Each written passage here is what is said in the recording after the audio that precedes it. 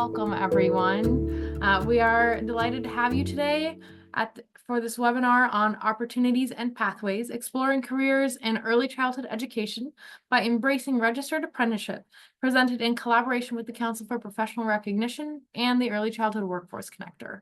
Today's webinar is part of a series dedicated to highlighting registered apprenticeship programs in the field of early childhood education.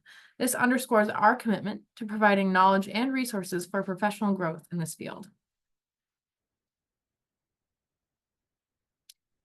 So we're going to do a quick bit of housekeeping.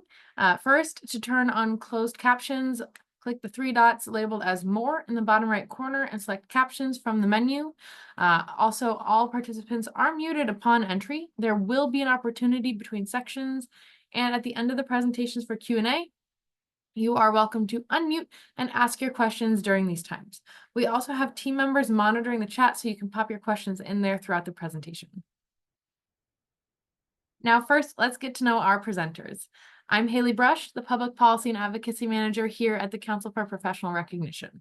I started my career in early childhood systems building at the local level, first in Philadelphia and then in DC, where I focused on providing technical assistance and emergency funding supports before joining the Council. Here, I lead our policy and advocacy efforts, including coordinating our federal and state strategy, policy-related communications, and our advocate engagement.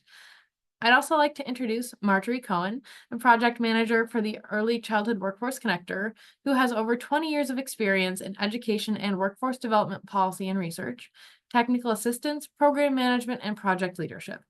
Marjorie supports early childhood education providers, in-demand sector employers, secondary and post-secondary education institutions, state and local agencies, and other key stakeholders to provide high-quality registered apprenticeship programs for the ECE workforce.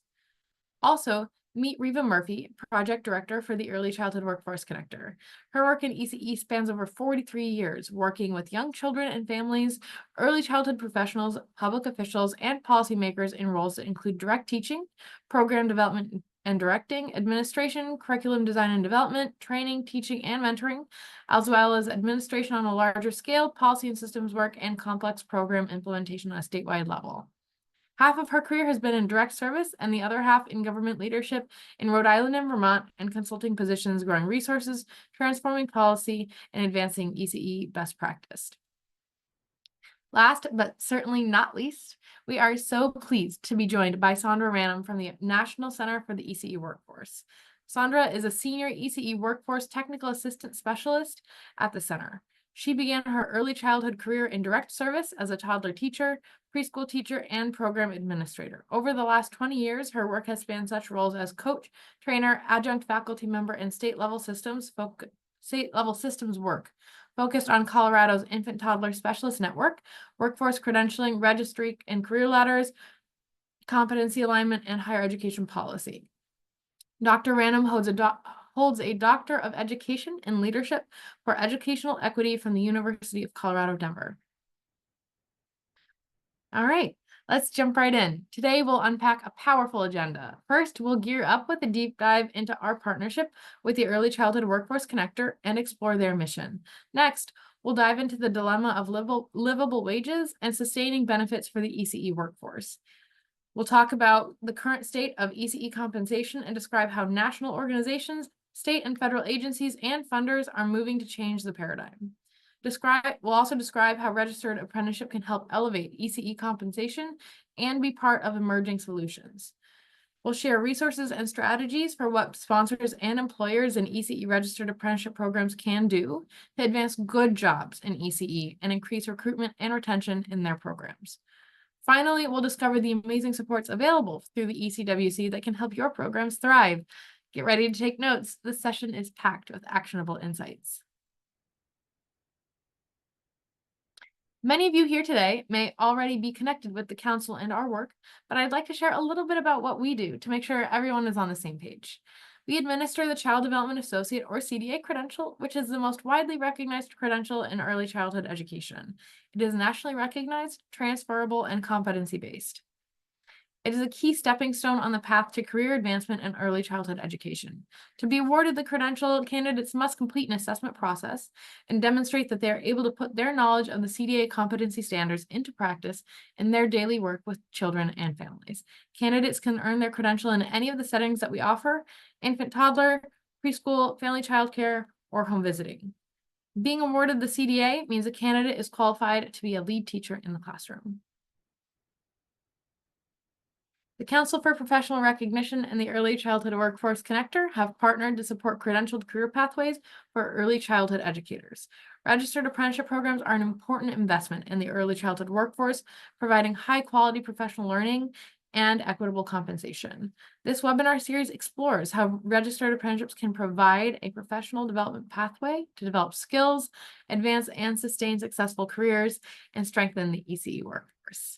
The Council for Professional Recognition is a leader in credentialing early childhood educators worldwide.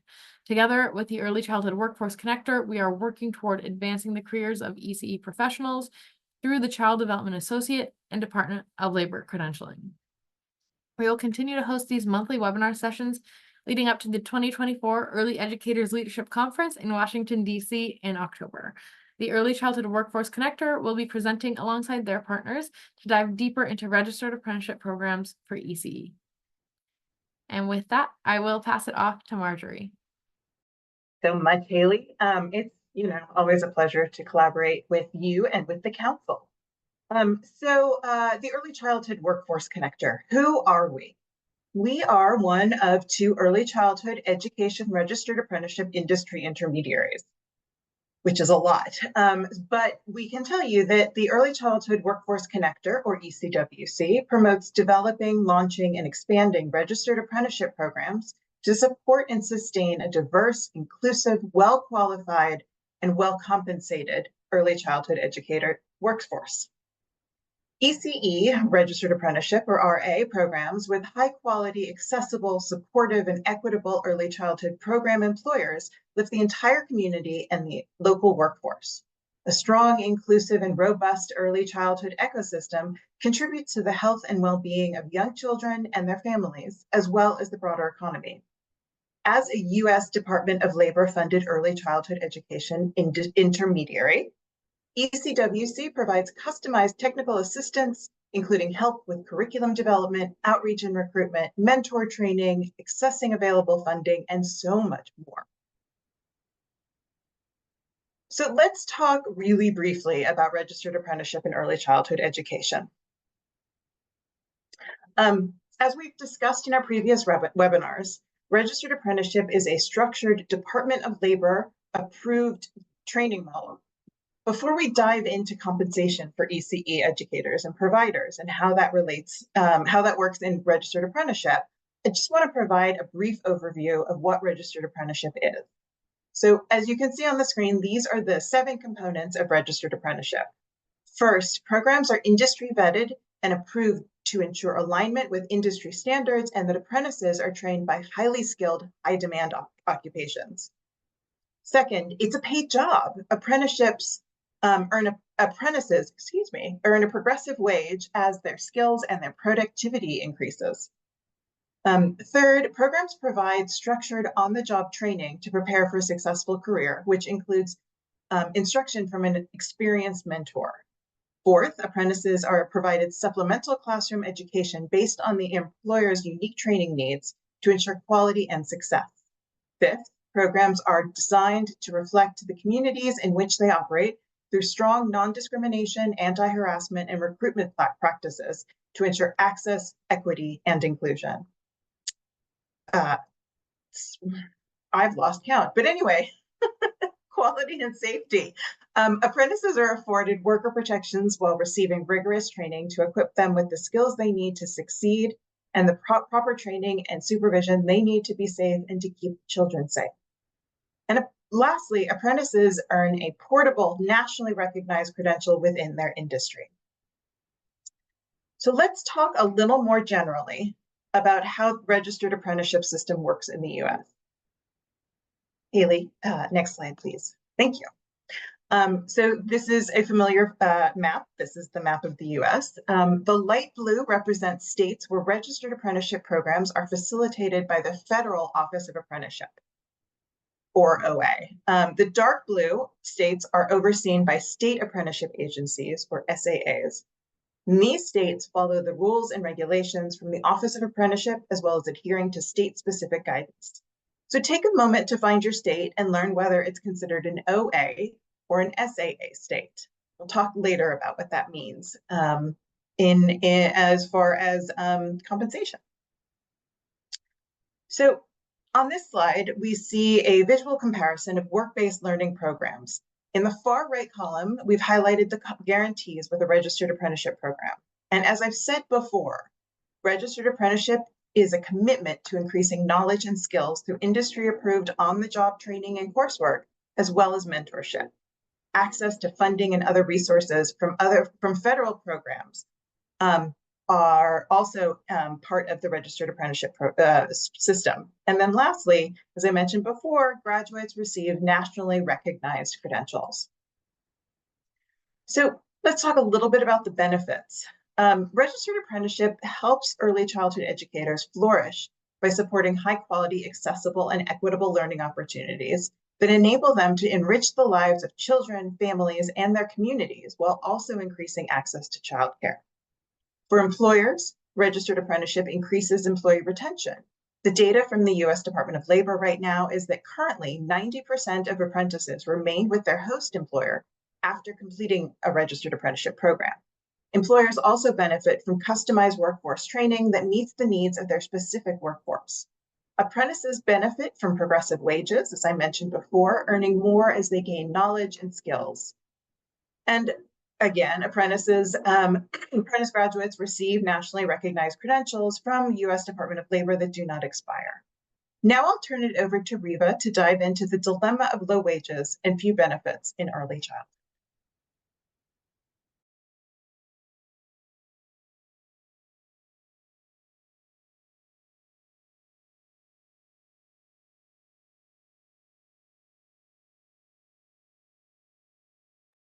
Riva, you're on mute.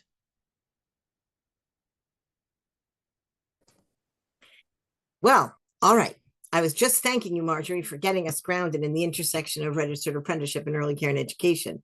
But before we jump in, we'd like to get a sense of who's joining us today and what your relationship to pay and benefits in ECE jobs is. We're using compensation as a term to describe combined wages and benefits earned by workers in early care and education programs. We're going to talk about strategies to improve compensation, and we're curious how many of you are able to encourage or implement those strategies and programs. In your professional role, do you have influence or control over compensation? The responses are that you're employed in an early care and education program, but don't control compensation. You are employed in early care and education, and you can recommend or decide you control compensation. Or you may be a funder for early care and education programs and have influence over compensation, or you have no influence or control over compensation, but you care about the issue. If you decide to say other, you could put what your other is in the chat. So please take a moment and answer the poll.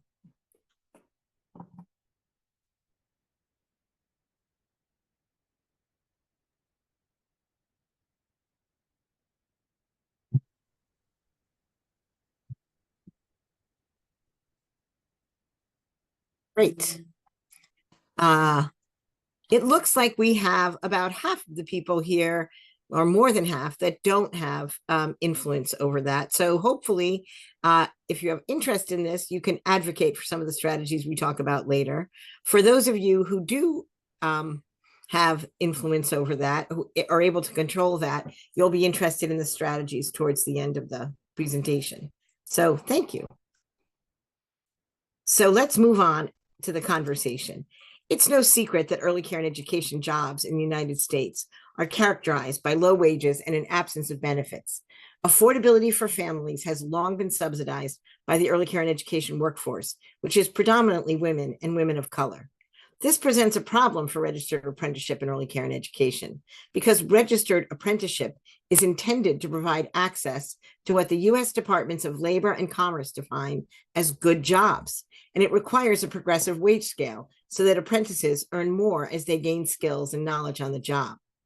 There are 8 principles that identify what comprises a good job, and these are used by Labor and Commerce as a framework for a shared vision of job quality. These include things like freedom from discrimination, equal opportunity, empowerment and representation, job security and working conditions, respectful engagement with workers, opportunities to advance, and, drum roll please, a stable and predictable living wage and family sustaining benefits. Good early care and education employers in high quality settings create work environments that meet many of these principles, but those last 2 are the challenge of our times.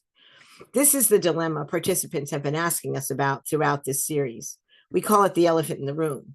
Why put all this energy and power of registered apprenticeship into preparing workers for jobs that don't support a good life for themselves and their families? Well, here's why. Because this work matters, and I think you know this, for children, for families, for employers, and for our economy. It matters a lot. It is essential. Early educators are the workforce behind the workforce.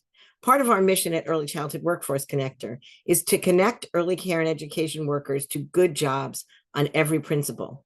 We believe that registered apprenticeship can support wage advancement. It is long overdue, but change is coming, and we can be a part of it. There's a link to the Labor and Commerce definition of good jobs in the chat. Get here. How is it that work that requires so much skill and competence, work that is so important, jobs that make a difference every day, how is it that they don't pay? Well, there are lots of historic, cultural, and political roots to this thorny issue that we don't have time to get into today. But we recommend the Lemonada Media podcast, No One Is Coming to Save Us, that was co-created by ECWC partners at Neighborhood Villages, or Elliot Haspel's book, Crawling Behind, if you want to know more about the origins of the low wages that we have in early care and education. And we'll put those links in the chat. Today, I'm going to focus on the early care and education business model that can't sustain high quality programs and good jobs. It's pretty simple, really, and it's the thing that needs to change here and to make progress. Here's 3 truths and a misguided conception or perception. The first truth is there's a mountain of research establishing that high quality early care and education is almost entirely dependent on relationships between adults and children, between educators and families, and among adults working together to create the magic that is high quality early care and education. It's all about the people. Second truth, then it should come as no surprise that personnel costs, primarily wages and benefits, comprise 70 to 80% of all expenses in any early care and education program delivering high quality experiences for children and families. This is really the only cost lever that matters in keeping early care and education prices low. The third truth is the true cost of an early care and education program that meets the definition of good jobs, that provides a living wage and family sustaining benefits, is simply not affordable for most working families in the United States. So early care and education programs have adopted a business model that sets prices on affordability for families, not on the true costs of providing their services and supporting good jobs. And here's the misguided perception. Families are the ones that need and benefit from early care and education, so they should be the ones to pay for it. That's where public policy, public investment, and employers get it so wrong in the United States. If you've been to other webinars in this series, you've heard us say it. When families have access to affordable, high quality early care and education, everybody wins. Something needs to change, and early care and education program leaders, advocates, and policymakers can play a part. A business model that sets prices on affordability for families is upside down. A strong business model in any industry starts with the cost of providing the service, often called the true cost of care in early care and education policy discussions. Who better to understand that true cost of early care and education than the program leaders themselves? We'll go into what you can do about that in more detail a little later, but here we'll just say a living wage and family sustaining benefits need to be factored into the true costs of early care and education. But what about affordability for families? Right now in the US, family contributions, family contributions are the single largest source of revenue for early care and education services. The US lags far behind almost all other developed nations in public investments in young children and their families.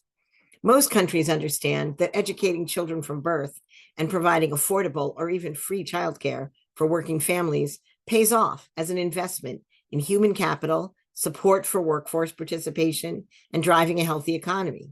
The return on investment is undeniable. Yet the US ranks 31st out of 33 member countries in the Organization for Economic Cooperation and Development when it comes to spending on early care and education. The solution to this dilemma isn't keeping compensation low for early care and education workers. It is increasing other sources of revenue, like government subsidies and employer contributions, to cover true costs.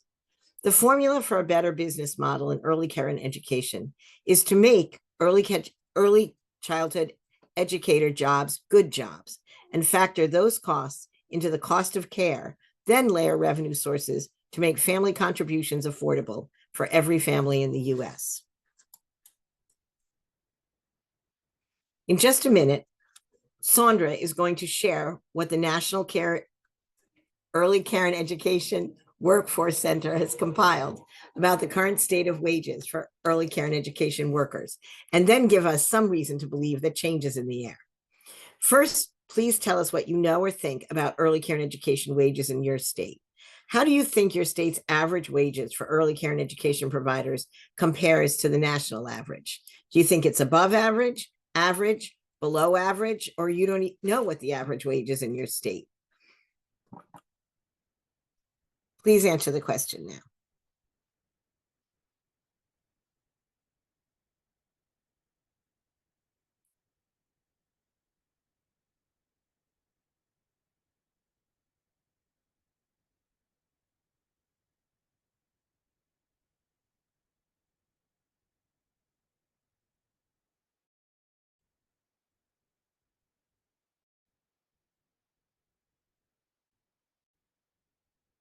Great. We can see that most of you believe that the wages in your state are below average. So now I'm going to turn this over to Sandra for a reality check on what we know about the current state of wages and compensation in early care and education, and get some glimmers of hope as states enact policy changes to promote better pay.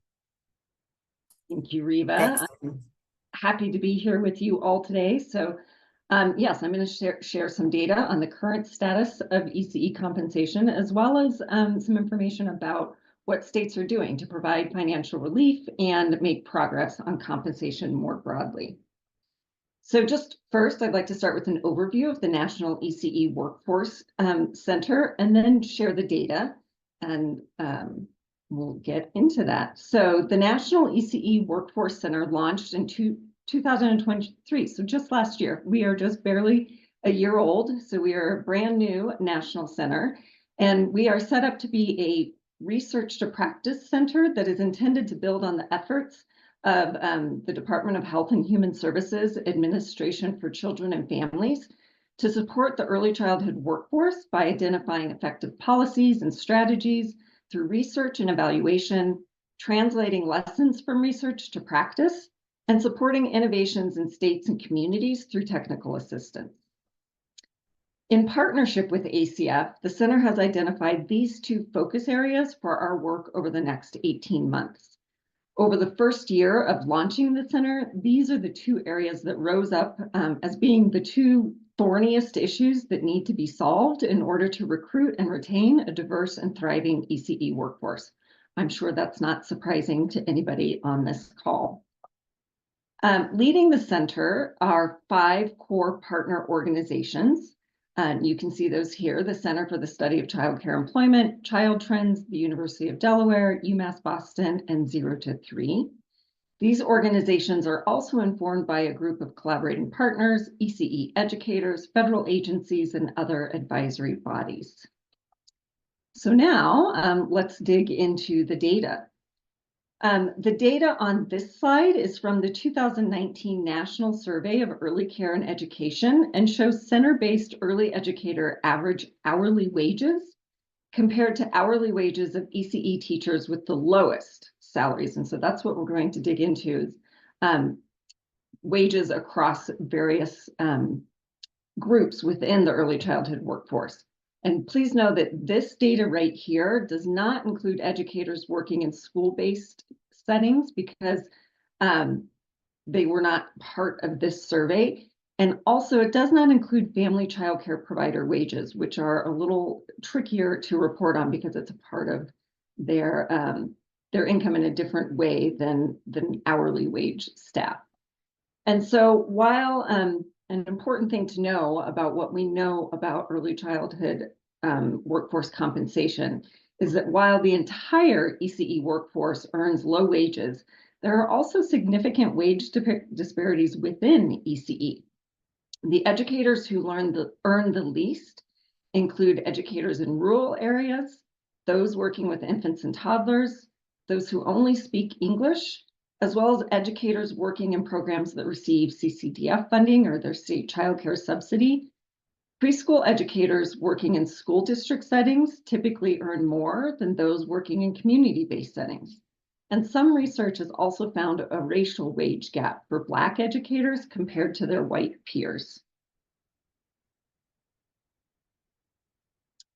And so in addition to wages obtained from from survey data, such as the National Survey, Child Trends, one of the core partners for the Workforce Center, scraped job postings from the website ZipRecruiter just about a year ago in August of 2023 in order to capture trends in advertised wages.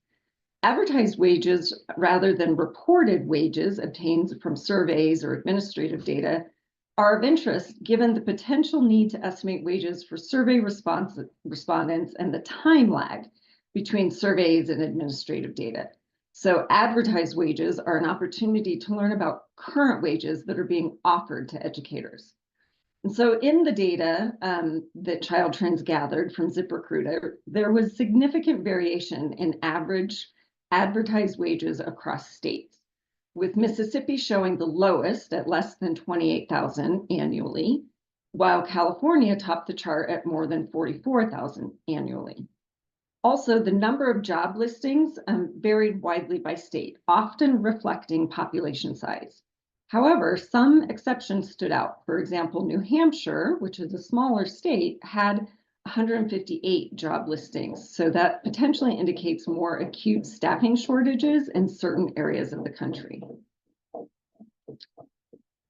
Additionally, when examining Head Start job postings identified by the presence of Head Start in the job title, the company title, or the job description, the data showed that these positions had slightly higher advertised salaries on average compared to similar roles where that was not specifically mentioned, being recruiting for Head Start. And then this slide highlights the benefits mentioned in job descriptions. Health and medical insurance was the most commonly listed benefit, while life insurance was the least commonly mentioned. It's notable, though, that no single benefit appeared on the majority of job postings. So that provides a bit of an overview of the current state. So of compensation, the current status of compensation for the early childhood workforce. So what are states doing to try to address these disparities? Some of the data on the next few slides comes from the Early Childhood Workforce Index from the Center for the Study of Childcare Employment, and you can see that, access that report in chat there. This index tracks state policies in essential areas like workforce qualifications, work environments, and compensation. And the information on these slides come from that index. So some states and communities with public pre-K initiatives are working to achieve pay parity between community-based and school district-based settings. Here you can see that some are focusing on full parity across all settings and programs, while others are focused on some settings or partial parity. In addition to wages, though, benefits such as retirement, health insurance, and paid time off are important aspects of compensation. And so with this in mind, some states are also implementing strategies to achieve parity in benefits for their pre-K programs. Similar to salary parity, a few states are focused on all settings and all programs in these efforts, while more states are focused on some settings and programs. In most states and communities, public pre-K initiatives only address a portion of the early childhood public funding. As we saw previously, educators working in programs that don't receive public pre-K funds face the greatest wage disparities. And so these are some of the strategies that states are using to support wage efforts outside of those public pre-K funding streams.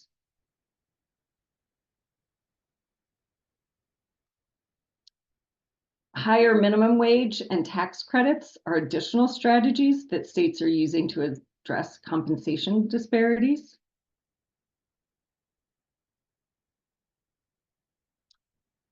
And now, all of that data came from the Workforce Index from the Center for the Study of Childcare Employment. But the BUILD initiative and Start Early and 0 to 3 have published a report looking at what states who are preschool to development grant awardees are doing focused on compensation. And so they compiled the compensation activities that states are planning through these awards from the PDG grant. So you can see some of those activities on this slide. And then these are the additional activities that some states are taking using their PDG funding.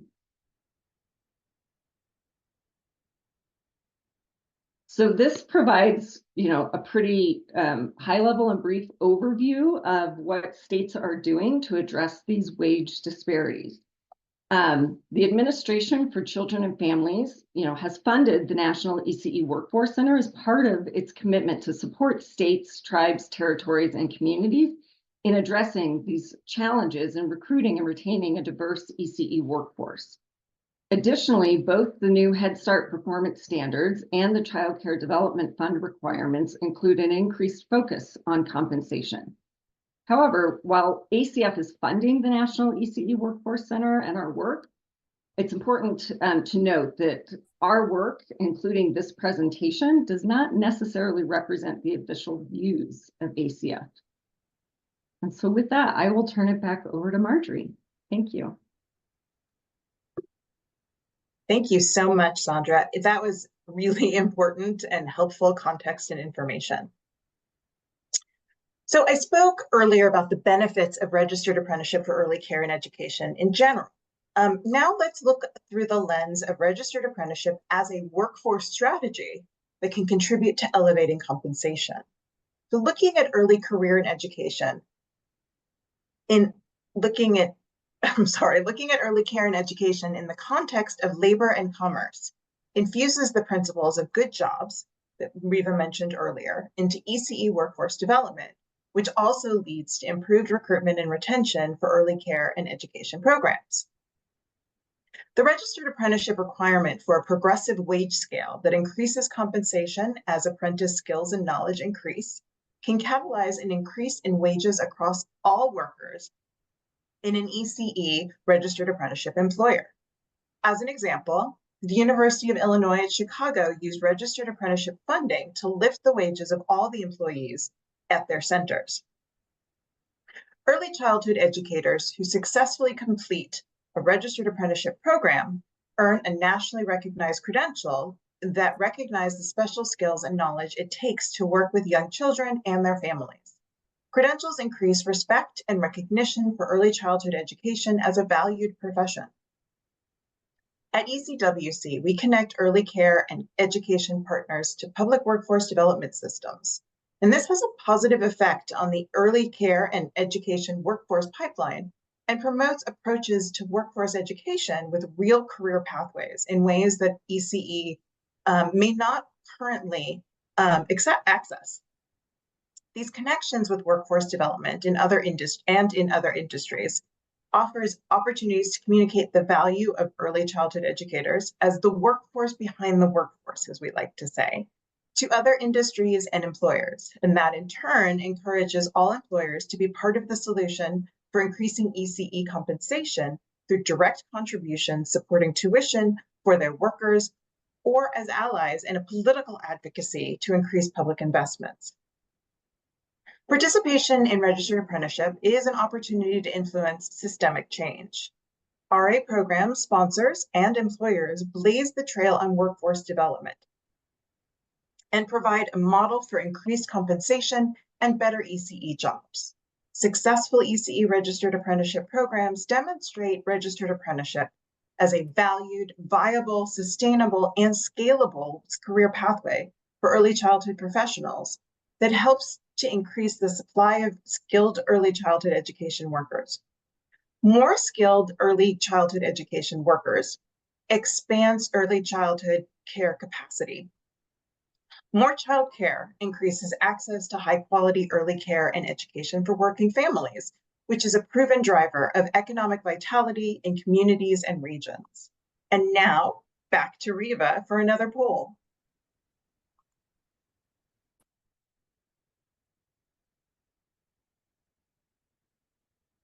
We've talked about how commerce and labor define good jobs, and I think we all agree. Early childhood educators deserve good jobs.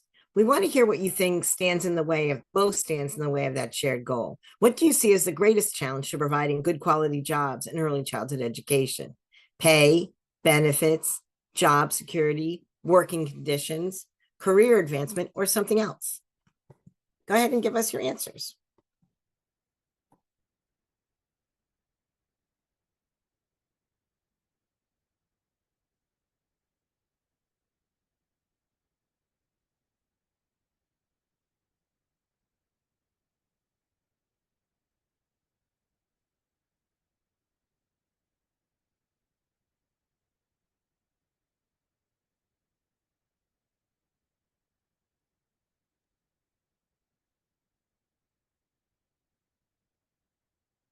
We're having some difficulty with the poll. So for Well, our let's audience move on. members, yeah, if you guys want to pop it in the chat or we can move on. Let's move on to talk about some strategies you can pursue to be part of this change to incrementally increase wages and benefits for early childhood educators. I'm going to talk about 4 foundational better business model strategies for early care and education program leaders. If you don't have control over these things, these might be things to bring up in the program that you work in or programs that you have influence over. So the first question is that of a current wage scale. Principles of good jobs state that all workers are paid a stable and predictable living wage. Workers' pay is fair, transparent, and equitable, and workers' wages increase with increased skills and experience. A sustainable wage scale has for everyone who works in your program, not just for apprentices. Is that true in your program? Do you have an up-to-date wage scale that clearly shows what staff will be paid based on responsibilities, qualifications, and years of experience?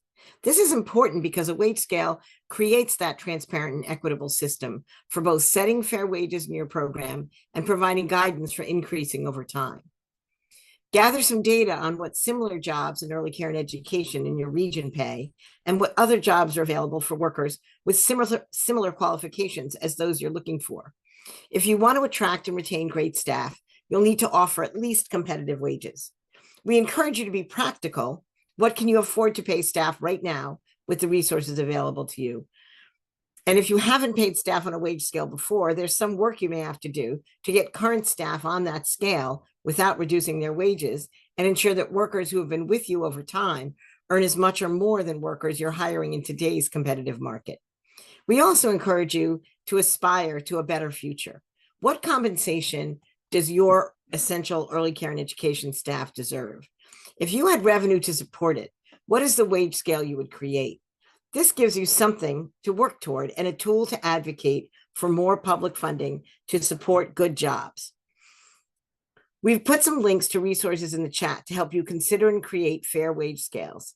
Every early care and education program that sets wages using a transparent and equitable wage scale raises the bar for increasing compensation. Next, consider what the true cost of the services you deliver actually costs. How much does it really cost to deliver your early care and education services? Do you use business software or an easy to manage spreadsheet to set the budget for your program and track expenses and revenue over time? Clearly understanding the true per child cost of the services you deliver is critical for setting rates and negotiating with government and employers for contracts and subsidies that support sustainable wages. Because personnel costs make up 70 to 80% of all early care and education business expenses, it's important to base your budget on a detailed and accurate spreadsheet, tracking staff scheduling and the projected cost of wages and benefits for every worker. Keep your business model right side up. Begin with what it actually costs to provide your services, including at least competitive wages for staff, and then look at what revenue is available to make it affordable for families you serve. When you are considering increasing wages to attract and retain caring and effective early childhood educators, plugging your aspirational wage scale into your budget will tell you how much more it will cost to increase wages and help you to advocate for increased public and private investments. If you're looking for help on the business side of early care and education, the Federal Office of Childcare now requires states to strengthen that business side. And many states have launched childcare business support centers. Look for those in your state. Well, now that you've determined what it really costs to deliver services for each child in your program, you must investigate every opportunity to bring in revenue that covers all your costs. If your full cost of care exceeds what most families in your area can pay, you may find yourself with vacancies that push your bottom line off a cliff. The key is in identifying and securing diverse revenue streams that can supplement what families pay and sustain high-quality services that are affordable for every family. It's critical to understand revenue opportunities and to maximize every available source to sustain a high-quality program with well-compensated staff. Many public subsidies and even pre-K programs are income sensitive and are only available to families earning below a certain income threshold. Accessing revenue to cover your costs for families above those income thresholds can be challenging. Leave no stone unturned in your quest to cover all costs while maintaining affordability for families. I'm not going to go into too much detail on this list because we're running out of time, but one thing I'll mention is you probably all know about the Child Care and Development Fund, which is the single largest source of revenue assisting families pay for childcare. Participation is a good business move for your program, and most states are beginning to increase those subsidies. There may be local subsidies as well, so you should look into that and make sure that whatever is available to assist families in your state or your city, you're taking advantage of. Public pre-K tuition requires certain quality things, but in a mixed delivery system, you should be trying to participate in public pre-K because that helps offset tuition for families. Head Start and Early Head Start programs are direct federal grants from the government. In partnerships, they may not give you money if you're not a Head Start grantee, but you're a partner in a community setting, but they may give you staff or help to pay for staff bonuses. Please be sure to look at employer contributions. Employers can get federal tax breaks, or for-profit employers can get federal tax breaks for supporting childcare for their employees. So talk to the employers who employ people in your program who are in your area. They may contribute direct subsidies to individual families. They may give you some foundational or base support, or they may contract for spaces, and all of those can help your bottom line. States and philanthropy often provide grants that support programs. Make sure you know what those are in your area and that you're participating fully. And of course, you may also have fundraising efforts like an annual campaign or raising money for a scholarship fund or something specific. Sometimes there'll be bonuses related to your quality rating and improvement system. And if your quality rating and improvement system in your state has criteria related to compensation, they may provide funding to help pay for increased wages. Don't overlook the Child and Adult Care Food Program if you provide food, because that helps to pay for that major program cost. Finally, once you've factored in all that foundational support from other sources, try to set your family tuition payments so that families understand that their affordable tuition rates may not pay for the full cost of care. Well-informed parents are your best allies in advocating for higher subsidies and raising funds. You know, it shouldn't be this hard to layer revenue to sustain a high-quality early care and education program that pays decent wages to early childhood educators. That's why advocating for better public policy is critical, and these strategies can help in that effort. In advocacy, information is a powerful tool.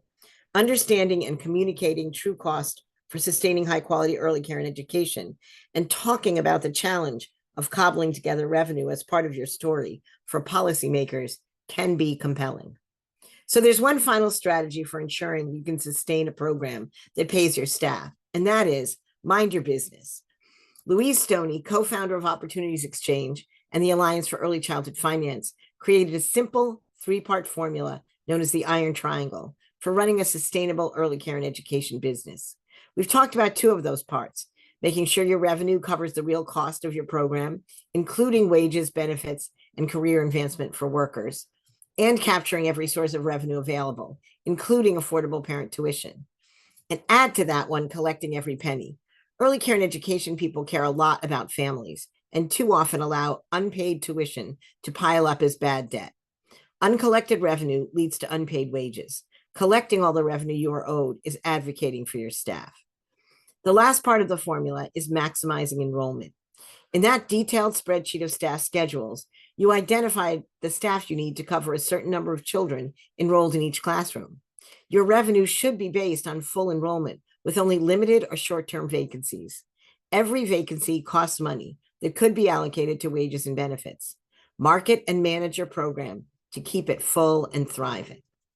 And now hopefully we have a few minutes for some questions.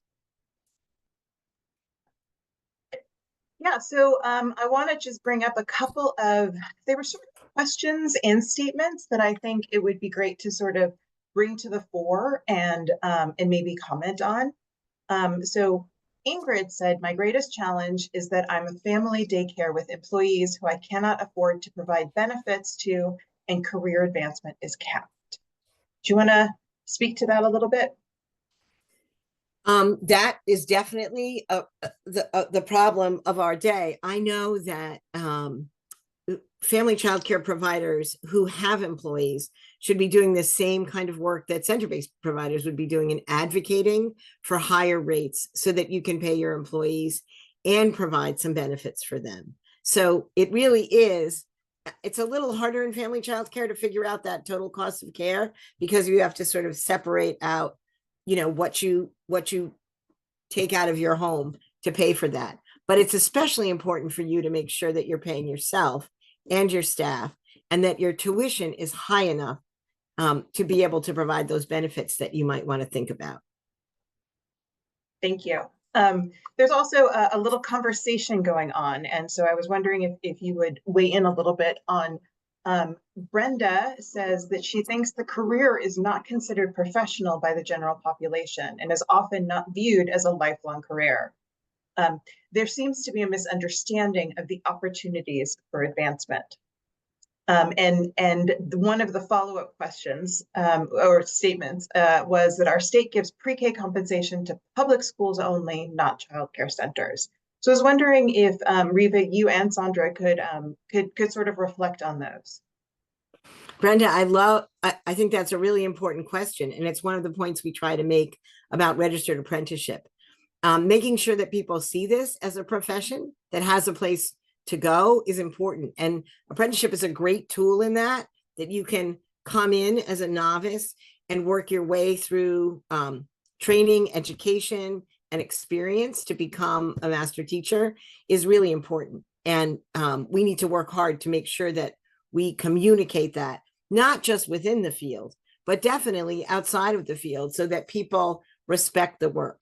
The challenge of pre-K not going into a mixed delivery system is definitely problematic. That's a definite advocacy opportunity in your state to talk about the services that you provide and how that could be done in a mixed delivery system. I will tell you the federal government advises the use of a mixed delivery system and advises states to use community centers for all kinds of services. The other partners you have in that advocacy are families. If they love the program they're in and they want the state to help pay for it as their pre-K program, that's another advocacy issue. So there's a lot of policy levers there that matter, and advocating for change is critical in the field. Thank you. Sandra, do you want to weigh in at all? I think we'd love to hear what you think. Absolutely. I mean, I think exactly what Riva just shared is on target with my thoughts as well. I'm thinking about, what are the policy alignment opportunities between childcare and preschool and across different types of settings. And as we see in the data, some states are moving in that direction as they're thinking about, parity and benefits across all programs and settings. And, other states are not as far along in that. And so I think, in addition to all of the strategies that you've shared, just those alignment opportunities are really important when thinking about, especially for addressing those disparities within and thinking about who in the workforce is earning the least and what structures and systems are going to, address those disparities as well as the compensation as a whole. Great. Thank you. Yeah. And I also want to say, I think you could contact either group of us, or either the Early Childhood Workforce Connector or the National Center to understand sort of what your state is doing and whether they're moving towards, thinking about this mixed delivery system. And also to get examples of states that are doing it. We know, for instance, we are working with folks in the state of Maryland who are not only doing a mixed delivery system for pre-K that includes childcare centers, but it actually also includes family childcare homes, which I think is a really interesting idea that that we can definitely give you more information on if you're interested, Antoinette. So one last question, which is part of a different elephant in the room, from Chelsea. How do you not get discouraged in the advocating? We recently had a meeting with our state in which all the leaders mostly ignored anything said to them and said, good luck, more or less. And it was extremely disheartening. Wow. I'm not sure who you were talking to. So if you were talking to bureaucratic leaders who work in the system and you don't get satisfaction there, go to your legislators, right? Even though programs are run by state staff, I know I was a childcare administrator in 2 different states, and let me tell you, a call to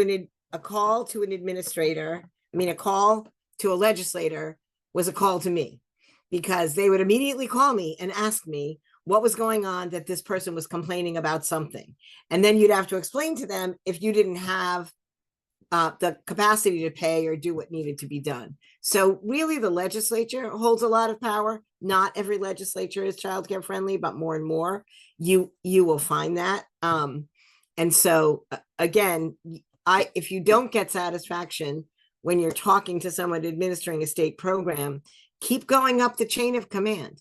Governments are very hierarchical. So keep going until you're sitting in front of the governor and telling your story. That would be my advice from an advocacy. And let me tell you, it can get discouraging, but it seems slow, but the progress we've made in the 40 years I've been in the field is astonishing to me. I never thought we'd get this far, which has kind of made me feel like, all right, it's time to really put the pedal to the metal and try to get further. And I just want to mention that the data that Sandra shared, she had to roll a lot of it up for brevity, but you can go into the center and look at some of their reports and data and find out more specifically about your own state and use that as ammunition when you're going out to advocate. Yeah, thank you. And we have put in the links to the ECWC and to the National Early Care and Education Workforce Connector. No, sorry, I just read 2 things together. The National Early Care and Education Workforce Center and some resources for the Early Childhood Workforce Connector. I see that we have about 3 minutes to do some wrap up, so I'm going to talk a little bit about the fact that ECWC offers support and assistance. So let's take a look at what that looks like. So we offer a comprehensive range of support and assistance to new or expanding registered apprenticeship programs. We're here to help make registered apprenticeship easier for those involved. And our staff can meet teams where they are in the process, even in the ideation phase, and customize a bunch of services based on their need, including supporting the development of new registered apprenticeship programs and the expansion of existing programs. We can help with outreach and education through customized presentations, education materials, marketing templates, and assistance fostering connections to a variety of partners to support registered apprenticeship. We can assess and align professional learning programs, including those for the CDA, with registered apprenticeship requirements and practices. And we offer innovative apprentice recruitment materials and strategies. And then we can also assist programs in exploring and utilizing multiple funding streams to support apprentice success and program sustainability. If you want more information on the funding streams, I would recommend going back into the can and making sure that you have watched some of those really great webinars. So somebody just asked, who's the contact person? And we can get you to here, connect with us for the Early Childhood Workforce Connector, info@ecwconnector.org or ecwconnector.org. Please reach out to us. We will get back to you as soon as possible. With 1 minute left, I'm going to turn it back over to Haley to talk a little bit about what's coming up. Thanks, Marjorie. So I've got a few quick housekeeping items to close us out for the day. First, we hope you'll join us for the culminating session of this series at the Early Educators Leadership Conference. You can find more information about the conference and register on the council website. And our next session in this series will be we'll focus on in September, for our last webinar in this series, we'll walk you through empowering the early childhood workforce through registered apprenticeship with a recap of the previous webinars and a panel discussion with ECWC's RA sponsor partners about their reasons for starting a registered apprenticeship program and what their experiences have been. Registration is available on the Council Alumni Network, which is the Council's free social platform tailor-made for anyone connected to early childhood education. We hope to see you on CAN and at the next webinar. Thank you for joining us and have a great day.